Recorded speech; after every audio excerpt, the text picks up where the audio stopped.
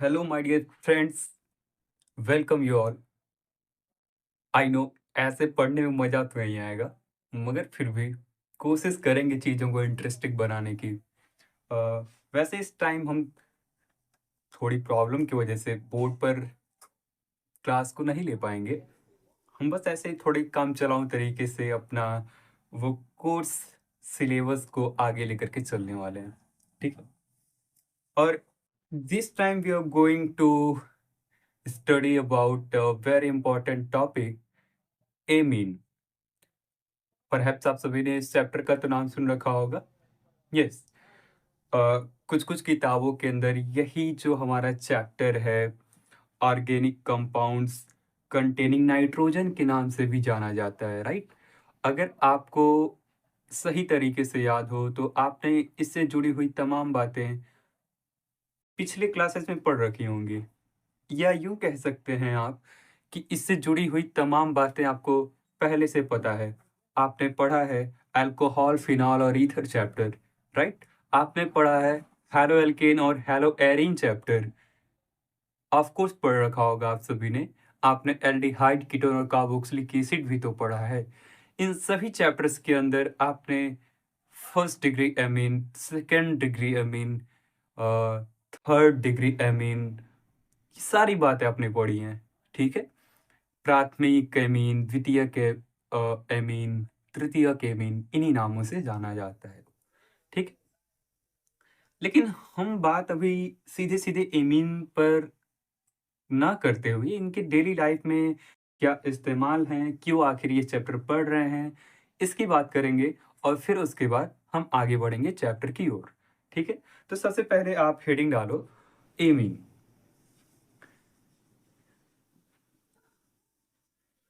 Amine, okay? ठीक है। तो जब बात आएगी एमीन की, तब याद किया जाएगा अमोनिया को। आई नो आप सभी को अमोनिया का फॉर्मूला तो पता ही होगा। अमोनिया, यस, बिल्कुल सही बताया आपने, यही है NH3, ठीक। अब अमोनिया, अमोनिया की क्या खासियत है कि यहाँ पर आपको दिखता है एक नाइट्रोजन। थोड़ा नाइट्रोजन से भी हम मुलाकात कर लें। आइए मुलाकात करते हैं नाइट्रोजन से। देखो, नाइट्रोजन की बात अगर करें तो पीरियोडिक टेबल के अंदर आपने देखा होगा कुछ लाइनें ऐसे होती हैं तो कुछ ऐसे होती हैं लाइनें। जो लाइनें इस तरीके से गई हैं उन्हें हम कहते हैं पीरियड, और जो ऊपर से नीचे आ रही हैं इन्हें बोलते हैं हम ग्रुप्स, ठीक है? तो जब आप चलेंगे पीरियड नंबर 2 में, यानी आवर्त संख्या दूसरे में, तो दूसरे आवर्त में और ऊपर से नीचे जाने वाली लाइन में ग्रुप नंबर 15, तो 15वें वर्ग में दूसरे आवर्त में जाने पर आपको मिलता है नाइट्रोजन। और इस नाइट्रोजन की एक खास बात है कि इसका एटॉमिक नंबर होता है 7, जिसके बाहरी कोष या संयोजी कोष, संयोग है इसका बाहरी कोष और संयोजी कोष दोनों ही समान हो जाता है। फिर भी इसका अगर आप इलेक्ट्रॉनिक विन्यास करें तो 2, 5, ये तो बच्चों वाला हो जाएगा। आपको ये टेक्निक आती है, स्कूल स्कूल, पब्लिक स्कूल, इस तरीके से भी आप कर सकते हैं इसको। अगर आपने मुझसे पढ़ा है तो ज़रूर ये बात आपको पता होगा कि कैसे इसको आगे करना होता है, ठीक है? तो 1s2, 2s2 और उसके बाद यहाँ पर 2p3, एक कॉन्फ़िगरेशन ये होता है इसका। तो हमें बातें इसके इस आउटर मोस्ट सेल पर करनी होती है। अगर आप इसके बाह्यतम कोष में चले जाएं, बाह्यतम कोष में आपको क्या दिखेगा कि यहाँ एक ऑर्बिटल तो 2s का है, 2s, यानी इसकी बात कर रहे हैं। दूसरे वाले गांव के अंदर एस नाम का एक प्राणी है, उसका घर है, और उसका जो कमरा होता है बहुत ही छोटा सा होता है, जिस छोटे कमरे के अंदर मैक्सिमम 2 इलेक्ट्रॉन्स आ सकते हैं। उन इलेक्ट्रॉनों का रहने का तरीका भी कुछ यूं होता है, एक वैसे है तो दूसरा इस तरीके से वहाँ लेटेगा, ठीक है? अब दूसरे उसी गांव में पी का भी घर होगा, यानी जिसे हम बोलते हैं 2p, तो 2p का जो घर होगा उसके अंदर कुल मिला जुला के 3 रूम होते हैं और इन तीनों ही रूम के अंदर इलेक्ट्रॉनों का बंटन हमें इस तरीके से करना होता है जैसे कि पहले तीनों को एक एक इलेक्ट्रॉन दे दिया जाए, 1 2 3। अगर बाकी के भी कोई एक्स्ट्रा इलेक्ट्रॉन बचते हैं तो फिर तो हम इनको देंगे, अदरवाइज कोई ज़रूरत नहीं है। ठीक, तो आपने इसको ऐसे भर दिया। अब आपको ये देखना है कि कितने इसमें युग्मित और कितने अयुग्मित इलेक्ट्रॉन उपस्थित हैं। तो आप अगर ध्यान से देखें तो आपको ये मिलेगा कि ये वाला जो ऑर्बिटल है इसमें दोनों ही इलेक्ट्रॉन युग्मित हैं। अच्छा, ये युग्मित का मतलब क्या होता है?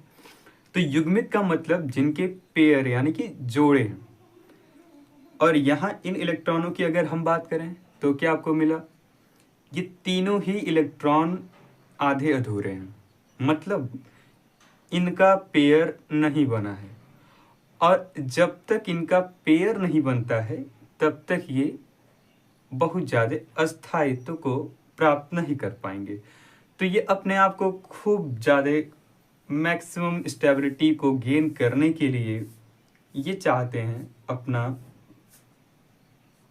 ये वाला कमरा भी डबल डबल करना। ठीक है, और ऐसा करने के लिए ये क्या करते हैं, ये 3 हाइड्रोजन को अपना मोहरा बनाते हैं। 3 हाइड्रोजन को ही क्यों?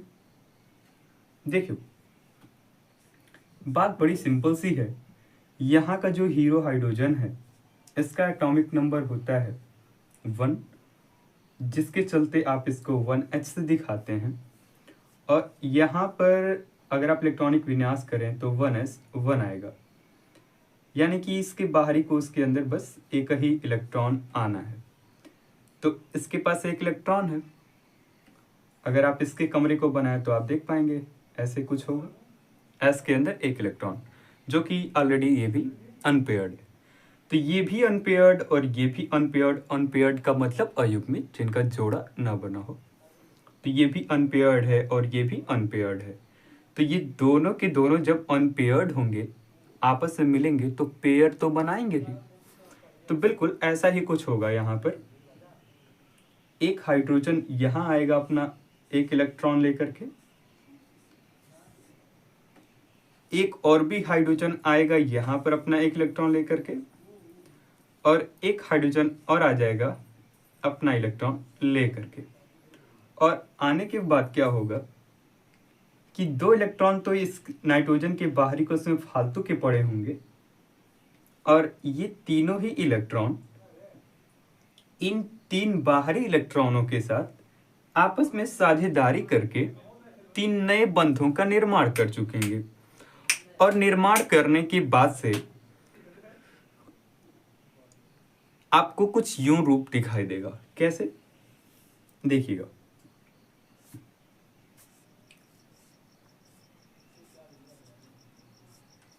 चीजें कुछ सिंप्लिसिटी को गेन करेंगी। ये सब बेसिक बातें हैं, मैं बहुत ज़्यादा डिटेल में नहीं जा रहा इसमें। ठीक है, बस इंट्रोडक्टरी पार्ट है इसका।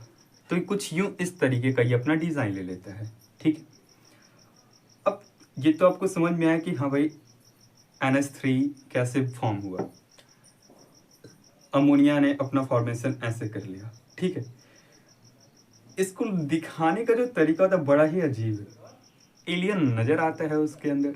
देखिए कैसे नाइट्रोजन को लोगों ने बीच में रख दिया, एक हाइड्रोजन को यहाँ खिसका के लगा देते हैं, एक को यहाँ लगा दिए, एक हाइड्रोजन इधर लगा दिए, और यहाँ पर पता नहीं क्या ऐसे करके बना देते।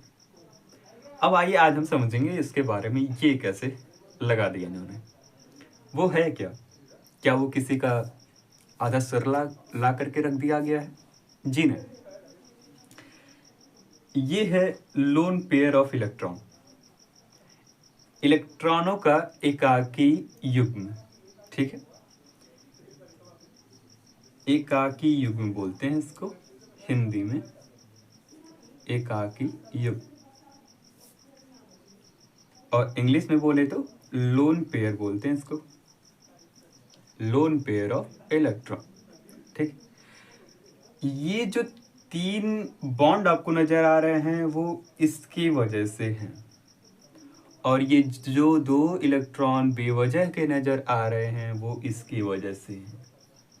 यानी कि जब भी आपको ये कोई भी स्ट्रक्चर बना के दिखाना होता है तो आप उसके संयोजी कोष के अंदर उपस्थित सभी इलेक्ट्रॉनों को बराबर यहाँ आप रिप्रेजेंट करते हैं।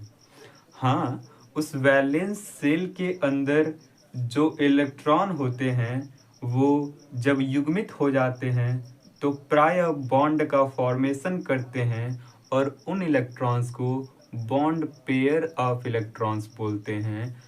बट जो इलेक्ट्रॉन बॉन्डिंग में हिस्सा नहीं लेते हैं, जैसे कि ये, इसको किसी दूसरे के साथ में साझेदारी वगैरह करने की जरूरत पड़ी ही नहीं, तो इस केस में क्या हुआ कि आपने इन इलेक्ट्रॉनों को नाम दे दिया एकाकी युग्म, इलेक्ट्रॉनों का एकाकी युग्म। ठीक है, आओ आगे चलते हैं। बहुत हो गई बेसिक बेसिक बातें, और इसका एक बार हुलिया देख लेते हैं कैसा दिखता है। ये देखो, ये दिख रहा है आपको, क्यूट क्यूट सा प्यारा प्यारा सा, ये रहा हमारा अमोनिया। जहां पर ये जो आपको गोरे गोरे से दिख रहे होंगे, हाँ हाँ, गोरे गोरे वाले जो है ना, इनको हम कहेंगे हाइड्रोजन, और ये जो ब्लू कलर का है इसे हम बोलेंगे नाइट्रोजन। तो यहाँ ये रिप्रेजेंट क्या कर रहा है कि इन दोनों ही हाइड्रोजन के बीच में जो गैप होगा, इनके और इनके बीच में जो गैप होगा, इन दोनों के भी बीच में जो गैप होगा, वो सभी के सभी गैप बराबर होते हैं।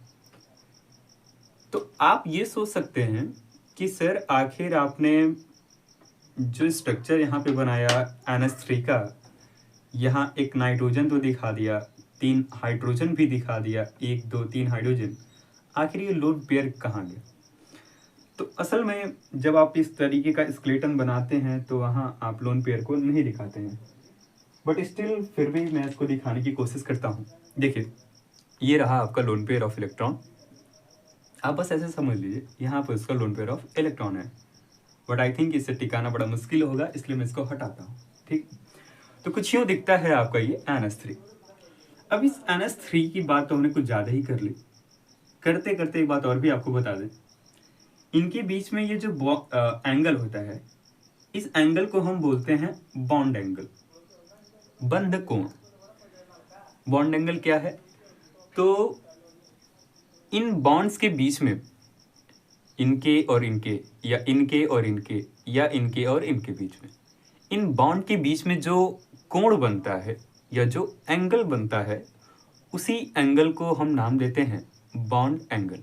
ठीक, आप जरा गेस कीजिए इनके और इनके बीच में एंगल कितने का बनता होगा, यानी कि बॉन्ड एंगल कितना होगा। यदि आपको याद हो तो आपने पढ़ा होगा CH4 मॉलिक्यूल के बारे में। CH4 नाम तो सुना होगा आपने, मेथेन। कुछ ऐसा दिखता है, वो दिख रहा है आपको? यस, गौर से देख लीजिए। This is the molecule of CH4, जहां ये आपका कार्बन और ये चारों के चारों इसके हाइड्रोजन, प्यारे प्यारे क्यूट क्यूट से। ठीक है, तो इसकी जो ज्योमेट्री बताई जाती है वो तो टेट्राहेड्रल बताई जाती है। भाई टेट्राहेड्रल का मतलब क्या होता है? चतुष्फलकी, एक फलक यहाँ पर, एक फेस, दूसरा फेस यहाँ पर, तीसरा फेस इधर और चौथा फेस इधर, चतुष्फलकी होगी। ठीक, और इनके बीच का जो एंगल बनाया गया होगा, आपको याद हो तो 109.5 डिग्री होता है। लेकिन ऐसी ही आकृति तो कुछ इसकी भी है, सिमिलरिटी तो है। अगर सोच लीजिए एक बार, यहाँ ये बेचारे लोन पेयर भी अगर किसी के साथ ऐसे जुड़े होते तो ये भी कुछ इसी तरीके के दिखते, लेकिन अफसोस इनका तो बॉन्ड है ही नहीं, इसलिए ऐसा ये दिख नहीं पा रहा है। ठीक है, तो थोड़ा बहुत तो एंगल में होगा डिफरेंस। यस, ऑफ कोर्स होता है एंगल में डिफरेंस।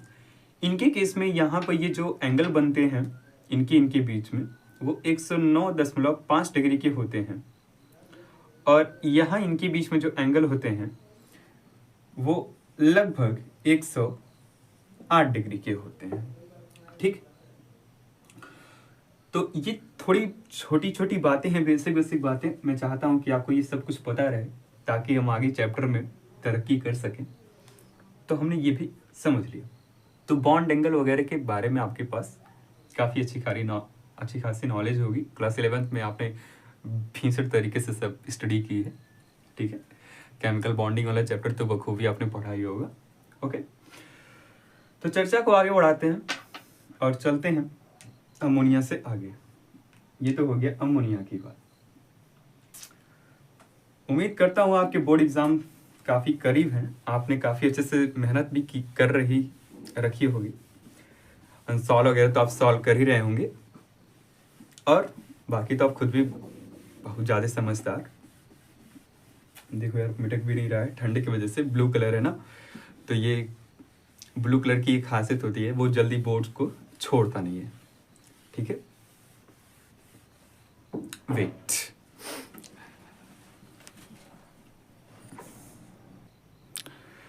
तो ठीक है, तो आइए आगे बढ़ते हैं। तो हमने स्टार्ट किया था एमीन से, बात आई थोड़ी सी अमोनिया पर, अमोनिया की चर्चा कर ली। ठीक है, अब इसी क्रम में मैं आगे बताना चाहूँगा इस एमीन के डेली लाइफ में कुछ यूजेस के बारे में। तो देखो आपने सुन रखा होगा मलेरिया के रोग में इस्तेमाल किए जाने वाले एक मेडिसिन का नाम, जिसका नाम होता है क्विनिन। सुना? तो यार इस क्विनिन के अंदर में अगर आप डीप में जाओ तो आपको ये नजर आएगा कि भाई नाइट्रोजन तो यहाँ भी आके बैठा है, यानी कि नाइट्रोजन से रिलेटेड ही है ये भी कंपाउंड। जब बात क्विनिन की आएगी तो बाकी मेडिसिन वाले बुरा मान जाएंगे, तो कुछ और की भी बातें कर लेते हैं। तो देखो यहीं पर खांसी के रूप में इस्तेमाल किए जाने वाला, मतलब खांसी बढ़ाने के लिए नहीं, खांसी को रोकने के लिए इस्तेमाल किए जाने वाला एक सिरप होता है बेनाड्रिल। मेरे पास था उसका डिब्बा, बट मैंने साइड में रख दिया है, अदरवाइज मैं दिखा भी देता आपको। ठीक, तो बेनाड्रिल सिरप के अंदर भी नाइट्रोजन के कुछ कंपाउंड्स अवेलेबल होते हैं। ठीक है, उसमें भी आपको एमीन चैप्टर की अहम भूमिका नजर आती है। फिर ब्लड प्रेशर को कंट्रोल करने के लिए इसी से रिलेटेड एक मेडिसिन बनाई गई, जिसका स्पेलिंग कुछ यूं है, देख लो पहले स्पेलिंग, उसके बाद प्रोनाउंसिएशन देख लेंगे। ADRENALINE,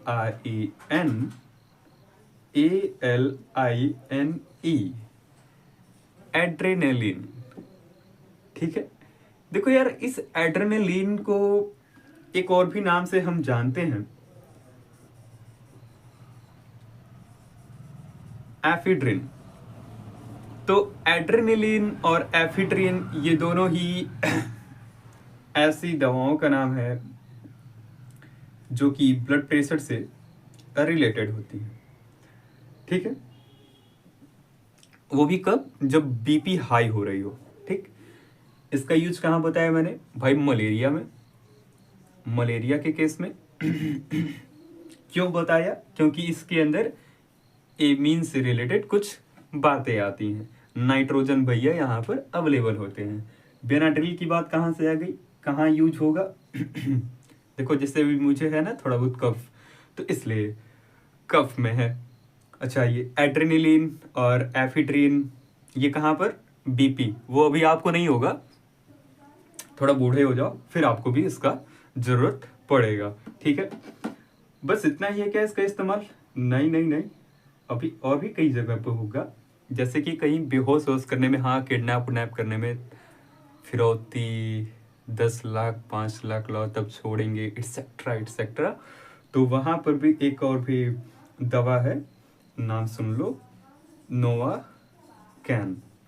ठीक है, तो इस नोवा कैन के भी अंदर भाई साहब ये नाइट्रोजन से रिलेटेड ही कंपाउंड मिलेगा, या यूं कह लो कि इस दुनियादारी का ही एक हिस्सा ये भी है, यानी एमीन की ही दुनिया से ये भी बिलोंग करते हैं। आई बात समझ में? ठीक है, तो क्विनिन, बेनाड्रिल, एड्रेनलिन, एफिड्रिन, नोवाकैन, ये सभी दवाइयाँ हैं जो एमीन से ही रिलेटेड है। इनकी कभी कभी हम चर्चा कर लेंगे चैप्टर के अंदर, ठीक है। आओ चर्चा को और भी आगे बढ़ाते हैं।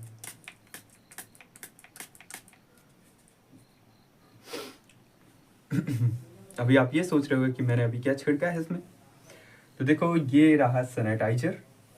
ऐसा करने से क्या फ़ायदा होता है, वो इनके बॉन्डिंग को थोड़ा कमज़ोर कर देता है। बोर्ड के और इस इंक के बीच में जो बॉन्डिंग हो जाती है, उस बॉन्डिंग को वो कमज़ोर करता है, ठीक। तो ये बात समझ में आई क्या अभी जो मैंने बताया, क्यों हम आखिर एमीन चैप्टर को पढ़ रहे हैं? क्योंकि इस एमीन का अहम भूमिका है हमारे डेली लाइफ में, हमारी बीमारियों को दूर करने में तो कुछ ज़्यादा ही अहम भूमिका निभाता है। देखो यार, नाइट्रोजन से रिलेटेड इतने ढेर सारे कंपाउंड्स हैं जिनके कुछ फंक्शनल ग्रुप्स आपने पढ़ रखे होंगे, जैसे nitro group, cyanide group, isocyanide group, nitro group या नाइट्रोसो ग्रुप, ठीक है। और भी ऐसे कई सारे कंपाउंड्स। मैं ज़्यादा टाइम नहीं आपका वेस्ट करना चाहूँगा, चीज़ें बहुत हैं मेरे पास बताने के लिए, लेकिन सीधे हम मुद्दे पर आते हैं। तो एमीन का जो डेफिनेशन है, आप काफ़ी बेसब्री से इंतजार कर रहे होंगे भाई एमीन पर तो आओ। तो हाँ, चलिए देखते हैं आखिर एमीन। तो लोगों ने कहा, हमने मान लिया कि ये जो एमीन है, इस एमीन को बनाने के लिए आपको कुर्बानी देनी पड़ेगी इस नाइट्रोजन के हाइड्रोजन की। कहने का तात्पर्य ये है कि अगर आप यहाँ से इस अमोनिया यानी कि इस NH3 के इन हाइड्रोजन के साथ खिलवाड़ करें, आप सोच रहे हैं सर वो कहाँ गया, लोन पेयर किधर गया, है ना? यहाँ फील करो, मन की आंखों से देखो। देखो यहाँ पर एक यहाँ बैठा है, एक यहाँ बैठा है, दिख रहा होगा ना आपको? देखो देखो देखो देखो, कहाँ दिखा सर? अरे दिख रहा होगा, ध्यान से देखो तो सही। हाँ दिख गया दिख गया, ठीक है ठीक है। तो आप उसको छोड़ देना, दिखे या ना दिखे। इन हाइड्रोजन के ऊपर चर्चा करो। अगर आपने यहां से इन हाइड्रोजन्स को बारी बारी से रिप्लेस किया, क्या करेंगे ले जाकर के? कुछ नहीं, बहुत सिंपल सा काम है। आप यहां से हाइड्रोजन को हटा देना, और इस हाइड्रोजन को हटाने के बाद से यहां आपको लगाना है ये क्या है?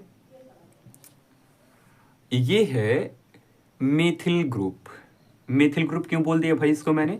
क्योंकि यहां आपको दिख रहा होगा एक तो कार्बन दिखा, ये कार्बन है जिसकी 1 2 3 बैलेंस ही तो कंप्लीट है, लेकिन एक ये जो छेद वाला है ये आपको दिख रहा होगा इनकम्प्लीट है, और अभी वो कंप्लीट हो जाएगा।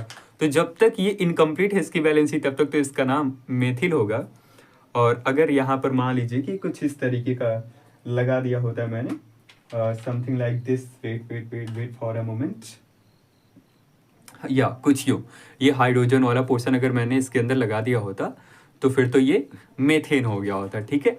लेकिन मैं इस मेथेन का एक हाथ तोड़ के निकाल देता हूँ, अब बेचारे का नाम है मेथिल, ठीक।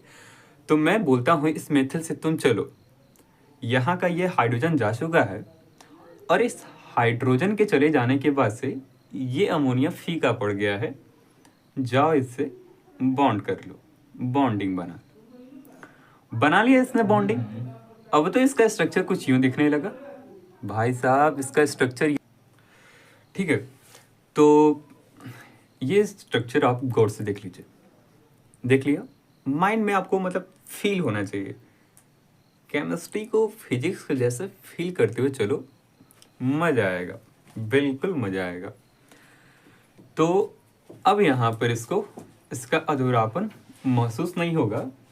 और इसका फार्मूला अगर आपसे मैं बोलूं बनाने के लिए, तो आप क्या बनाओगे? देखो, आप कहोगे सर यहाँ एक कार्बन है, तो हमने कहा बिल्कुल लिखो, एक कार्बन है, इसके आसपास में 3 हाइड्रोजन, यानी आप इसको कह सकते हो CH3। अरे वाह, बिल्कुल सही बात। यहाँ पर नाइट्रोजन है, लगा दीजिए भाई नाइट्रोजन। और सर इसके पास भी तो 2 हाइड्रोजन है, बिल्कुल, यानी ये हो जाएगा NH2। ये तो कमाल हो गया यार, पहले ये दिखता था NH3 के जैसा। ठीक है सर, NH3 के हाथ से एक हाइड्रोजन को छीन लिया भाई, और छीनते ही वहां पर लाके लगा दिया इस पूरे CH3 को ही, जिसे आप बोलते हैं मेथिल ग्रुप। तो आप इस मेथिल ग्रुप की जगह पर चाहो तो बेशक इस ग्रुप को भी लगा सकते हो। दिखाता हूँ कौन सा ग्रुप, ये पूरा भरा हुआ, इस ग्रुप को भी लगा सकते हो। तब तो ये कुछ यूं नागिन डांस करते हुए नजर आएगा, कुछ इस तरीके से। ठीक है, एरिल ग्रुप भी आप लगा सकते हो, बेहिचक लगा सकते हो। बट अभी दिस टाइम हम बस ये मान के चल रहे हैं कि आप यहाँ पर लगाना एल्किल ग्रुप। और अगर आप एल्किल ग्रुप को लगाते हो तो आपको कुछ यूं स्ट्रक्चर इसका नजर आता है। तो फार्मूला ये बनेगा, आपने अमोनिया के अंदर से एक हाइड्रोजन को रिप्लेस किया और उस हाइड्रोजन की जगह पर लगाया है इस CH3 को। क्या सर हम बस एक ही हाइड्रोजन को यहाँ से हटा सकते हैं? तो जी नहीं, बिल्कुल नहीं है, ऐसा बिल्कुल नहीं है। आप एक हाइड्रोजन को भी हटा सकते हो, 2 को भी हटा सकते हो, आपकी मर्जी। आप चाहो तो तीनों ही हाइड्रोजन को हटा दो। तो अगर आपने एक हाइड्रोजन को हटाया है तो कुछ यूं दिखा है, यहाँ से एक हाइड्रोजन हटा और एक CH3 आया। सर अगर 2 हाइड्रोजन को हटाते तो कैसे दिखता? तो वेरी सिंपल, 2 हाइड्रोजन को हटाते तो फिर चीजें कुछ यूं आपको नजर आती। दिखाते हैं कैसे। Look something like this.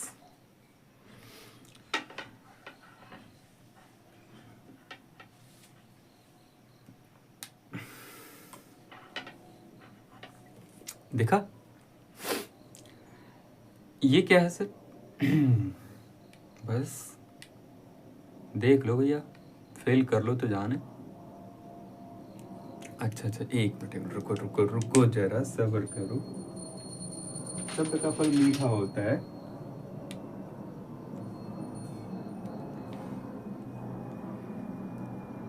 लो, अब ठीक है, ठीक है।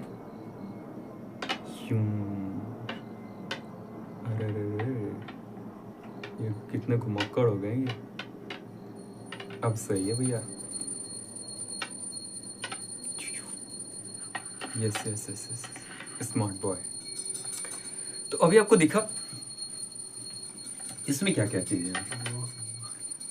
तो क्या ये भी अभी भी एक कोई अमीन होगा? तो यस ऑफ कोर्स एक अमीन होगा। कैसे सर? क्योंकि यहाँ अमोनिया के अंदर से हमने 2 हाइड्रोजन को हटा दिया है, और दोनों ही हाइड्रोजन को हटाने के बाद से हमने 2 अलग अलग मेथिल ग्रुप इसमें जोड़ दिया है। जैसे ही अलग से मेथिल ग्रुप को जोड़ा या फिर किसी एल्किल ग्रुप को जोड़ा, तो जोड़ने के बाद से जो चीजें आपके सामने स्पष्ट रूप से नजर आती हैं, ये भी एक एमीन ही होता है। तो सर क्या हम यहाँ पर तीनों हाइड्रोजन को नहीं हटा सकते? क्यों नहीं भाई, लीजिए, आपकी वो मनोकामना भी हम पूर्ण करते हैं और लगाते हैं तीनों ही ओर से। यस यस यस, पूरा तोप चलाओ भाई, फील करो पूरा। ठीक है, ये रहा आपके सामने चमकता है। हाँ, मार्स पर ये लैंडिंग करने वाला है अभी। ठीक है, मार्स पर लैंडिंग कर रहा है। गौर से देखो, ये रहा आपका नाइट्रोजन। देख लो भैया, देख लो, ये फील करो। आया, दिखा, ओके, नीचे उतार रहे हैं, लैंडिंग कर रहे हैं हम इसकी, लैंड कर गया ये। ओके, सो फाइनली आगे देखो, तो क्या दिखा आपको भैया? इस अमोनिया के अंदर से आपने तीनों ही हाइड्रोजन को हटा दिया और इनके जगह पर लगाया है एल्किल ग्रुप को। वो एल्किल ग्रुप एक यहाँ है, एक यहाँ है और एक यहाँ है। मैंने आपको बताया सब्स्टिट्यूट के तौर पे कि आप एल्किल ग्रुप की जगह पर एरिल ग्रुप को भी लगा सकते हो। अगर आप ऐसा करते हो तो जो कंपाउंड्स आपके पास आते हैं वे कंपाउंड ही कहलाते हैं, एमीन।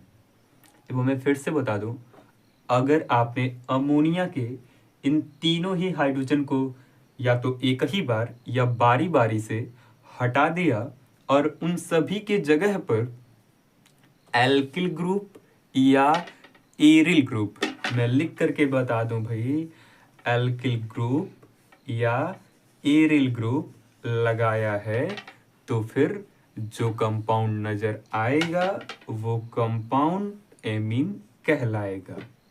ठीक, आपको नोट्स प्रोवाइड कराए जाएंगे, आप टेंशन ना लें, पहले आप चीजों को जरा समझ लें। ओके सर, ये एरिल ग्रुप वाला स्ट्रक्चर दिखा नहीं तो भी अभी अभी जो दिखाया था वो यूं, मतलब इसमें से सिंपल सा है, इसका एक हाथ तोड़ो, हटाओ इसको, गया, चलो लगा दिया।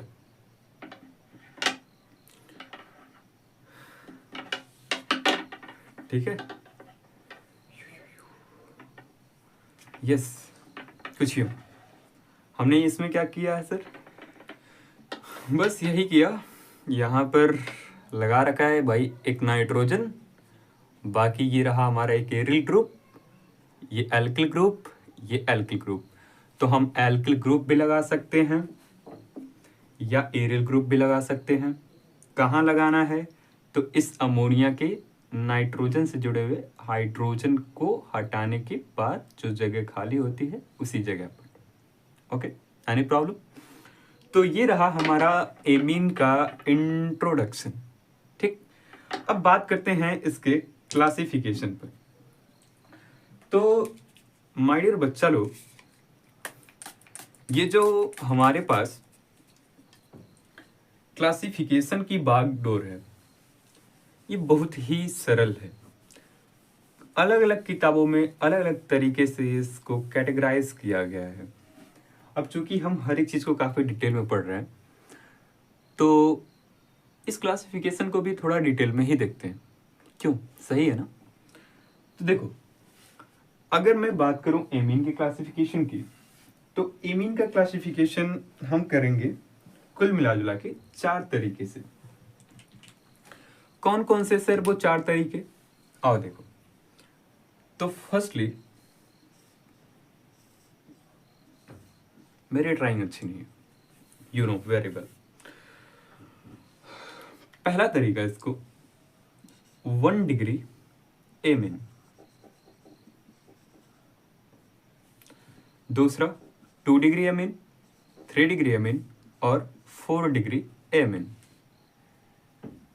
अंग्रेजी तो मुझे ज़्यादा आती नहीं है, ठीक है, इसको प्राइमरी एमीन बोलते हैं। सेकेंडरी इसको बोलते हैं, इसको टर्सरी बोलते हैं, और इसे क्वैटरनरी बोलते हैं। ठीक है भाई, हिंदी थोड़ी बहुत आती है। क्या है भाई इसकी हिंदी? इसको प्राथमिक बोलेंगे, द्वितीयक, और ये रहा तृतीयक, और ये पता नहीं, आप तेज हो आपको पता होगा, क्वैटरनरी। ठीक है, प्राइमरी एमीन की पहचान क्या है? देखो, आपको याद है ना, अभी अभी हमने बात किया था इस बेचारे का, ये कंपाउंड हमारा प्यारा सा निराला सा, कौन था ये? हाँ एग्जैक्टली, यही तो था हमारा वो अमोनिया। तो अगर इस अमोनिया से डायरेक्टली जुड़े हुए कार्बन को आप देख पाए, जितने कार्बन इस अमोनिया से डायरेक्ट जुड़े होते हैं वही उस एमीन की डिग्री कहलाती है। मैं फिर से रिपीट करता हूं, किसी अमोनिया के नाइट्रोजन से जितने कार्बन डायरेक्टली जुड़े होते हैं, डायरेक्टली, ऐसा नहीं कि एक हाइड्रोजन बीच में आएगा या कोई और बीच में आएगा फिर उसके बाद से कोई कार्बन आएगा, ना ना ना, ऐसा नहीं। इस अमोनिया के नाइट्रोजन से जितने कार्बन डायरेक्ट जुड़ेंगे उनकी संख्या ही इसकी डिग्री होती है। तो अगर मैं बोलूं कि क्या ये एक एमीन है तो आप क्या बताएंगे? सर बिल्कुल भी ये एक एमीन नहीं है। आई बात समझ में? तो ये तो एक एमीन नहीं है ये एक अमोनिया अमोनिया। अब मैंने क्या किया, इसको बना दिया एक एमीन। कैसे बनाएंगे? देखो, हमने यहां पर ऐसे इसको बना दिया एक एमीन। बन गया ये एक एमीन। गौर से देखो क्या किया, इस NH3 के अंदर से एक हाइड्रोजन को हटाया, देखा, और उसके जगह पर लगाया है इस पूरे मेथिल ग्रुप को। अब तो हो गया ना ये एक एमीन। अब आप जरा सोच के बताओ, गिन के बताओ ना, गिनती तो आती होगी, अच्छे से पढ़ लिया हो ना। देखो, तो अब इस अमोनिया के नाइट्रोजन के पास कितने कार्बन डायरेक्टली जुड़े हैं? देख लो, अच्छे से देख लो, काउंट कर लो भाई, कितने दिखा, लैंडिंग करा देते हैं। अरे अरे लंगड़ा हो गया। ठीक है, तो सरदार यहां तो इनकी संख्या है बस एक, और जब नाइट्रोजन से डायरेक्टली जुड़े हुए कार्बन की संख्या होती है एक, तो उस टाइप के एमीन को बोलते हैं प्राइमरी एमीन। यानी इसको रखेंगे इस कैटेगरी के अंदर। यानी आप इसको अगर लिखने की दृष्टिकोण से समझना चाहो तो आप इसको करोगे ऐसे, सर एक नाइट्रोजन है और दो इसके पास पुराने वाले हाइड्रोजन है, एक हाथ को तोड़ा जाए और इसके जगह पर एल्किल ग्रुप वगैरह को लगाया जाए, तो फिर जो आपके पास में कंपाउंड या एमीन आएगा वो 1 डिग्री एमीन यानी प्राथमिक एमीन कहलाएगा। वेरी गुड सर, आप तो बहुत इंटेलिजेंट हो। ओके, आगे बढ़ते हैं। सेकेंडरी की बात आती है तो बरखुरदार आप बहुत ही होशियार, और आगे समझो। करना है कुछ यूं कि इस कंपाउंड के अंदर से एक हाइड्रोजन की देनी है कुर्बानी, दे देते हैं कुर्बानी। और देखो, इसके पास में भी हमने लगा दिया ऐसे एक और मेथिल ग्रुप। अभी थोड़ी देर पहले हमने किया भी था ऐसा, एक बार फिर करते हैं इसको। तो अब जरा काउंट करना, ये तो याद है ना पहले कौन था? अमोनिया था। किसी जमाने की बात है, ये एक अमोनिया था, और अभी इस अमोनिया के पास 2 हाइड्रोजन जा चुके हैं, और कौन आए हैं? तो 2 कार्बन ग्रुप आए हैं। अब काउंट करके देखो, इस अमोनिया वाले नाइट्रोजन से डायरेक्टली कितने कार्बन जुड़े हैं? तो आप बड़े आसानी से गिन के बता सकते हो। काउंट कर लो, तो कितने दिखे? तो आपको दिखेंगे यहां पर कुल मिला जुला के 2। तो जब कभी भी किसी अमोनिया वाले नाइट्रोजन से डायरेक्टली जुड़े हुए कार्बनों की संख्या 2 होती है, तो उस टाइप के एमीन को हम बोलते हैं द्वितीयक एमीन, यानी कि सेकेंडरी। आप इसको रखोगे इस वाले ब्लॉक के अंदर। फिर से बता देता हूं भाई, डोंट वरी, बिल्कुल टेंशन फ्री, हर कॉन्सेप्ट को क्लियर करना है। अमोनिया को लिया, नाइट्रोजन को देखा, नाइट्रोजन से जुड़े हुए कार्बन को देखा। कार्बन को मत देखते रह जाओ, कार्बन की संख्या को बताओ। कौन से कार्बन की? जो कार्बन नाइट्रोजन से डायरेक्ट जुड़े हैं उनकी संख्या को।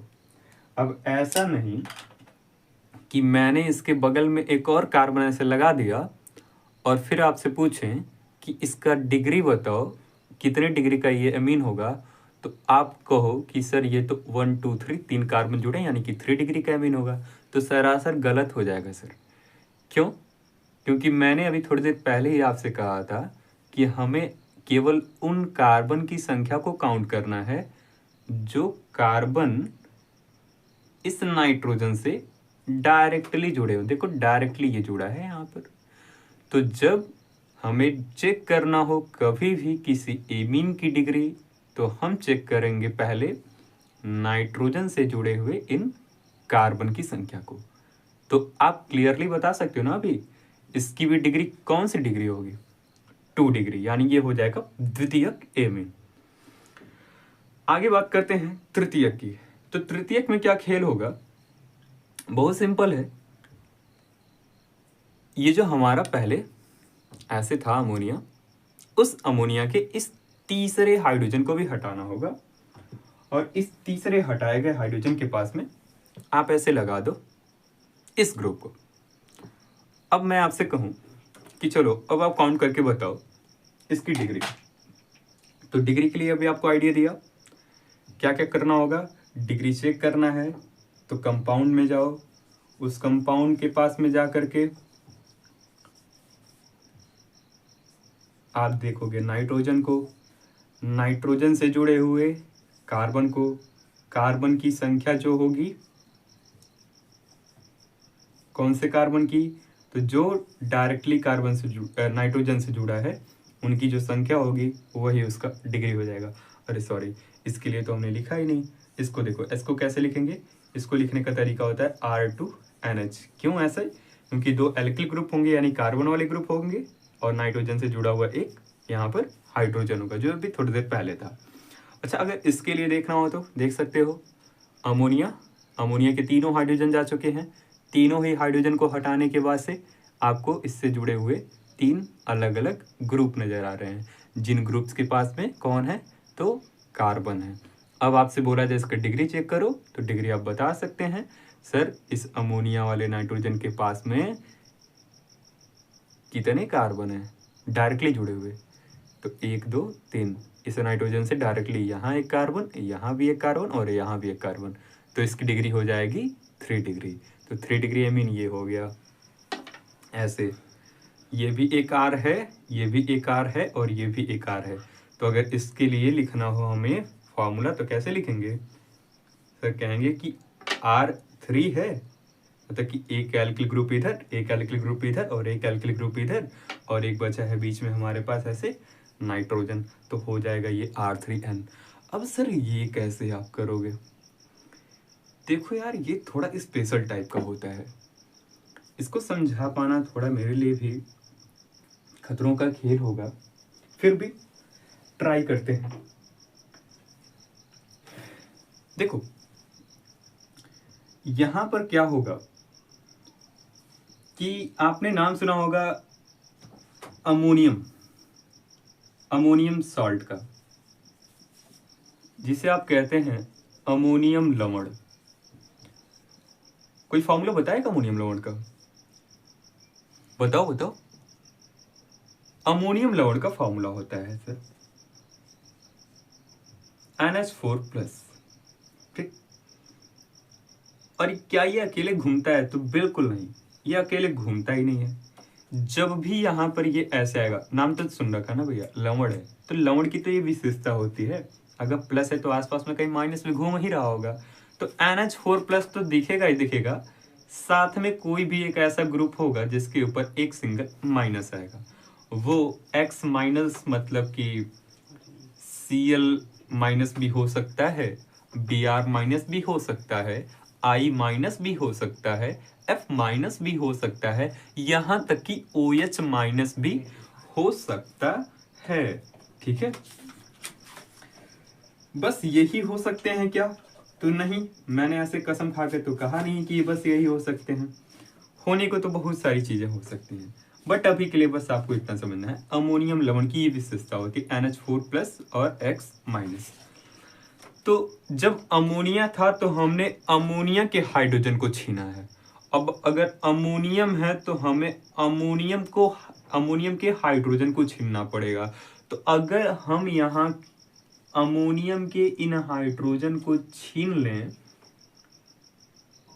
और उनकी जगह पर कार्बन वाले समूह को ला के बैठा दें भाई, तो आप इमेजिन कर सकते हो क्या होगा। सर सिंपल सी बात है, वहां पर एक तरफ तो इससे नाइट्रोजन बैठा रहेगा और जितने हाइड्रोजन चले गए हैं उनके जगह पर एल्किल ग्रुप आ रहे हैं, यानी कि 4 एल्किल ग्रुप आ जाएंगे। और सर पॉजिटिव साइन तो लगा ही था इसके सर पे, दिख रहा है ना। और X माइनस, इस टाइप के जो संकुल या कंपाउंड नजर आते हैं उन्हें आप बुलाएंगे, ये रुक नहीं रहा, रुक जाओ, नहीं रुकेगा, अरे रुक गया, वाह वाह रहे हम। तो इस टाइप के जो कंपाउंड्स आते हैं उनको बोलते हैं क्वैटरनरी एमीन। ठीक, एमीन है ये भी, ये रेयर केस में देखा जाता है, मगर है ये भी एमीन। इसकी भी डिग्री आप चेक कर सकते हो। कहने सुनने के लिए डिग्री चेक करने का तरीका तो आपको यही बताया ना मैंने। कंपाउंड को देखो, इस कंपाउंड को भी देख लो, गिर जा रहा है। कंपाउंड को देखो, इसके नाइट्रोजन को देखो, नाइट्रोजन को देखने के बाद से कार्बन को देखो, देखो जरा, जैसे ये रहा 3 कार्बन, अभी एक और आ गया 4 कार्बन। देखो नाइट्रोजन से जुड़े हुए 4 कार्बन, और एक यहाँ पर आसपास में कोई इधर, ऐसे देख लो, फिल X माइनस OH माइनस हो सकता है, कुछ भी आकर के जुड़े। तो ये रहा इसका क्लासिफिकेशन। तो इस वीडियो के अंदर हमने बस इसके इंट्रोडक्टरी पार्ट को देखा है और इसके इंट्रोडक्शन की बात की और क्लासिफिकेशन को देखा। आज के लिए बस इतना ही, बाकी की बातें हम नेक्स्ट वीडियो के अंदर करेंगे। Thank you very much.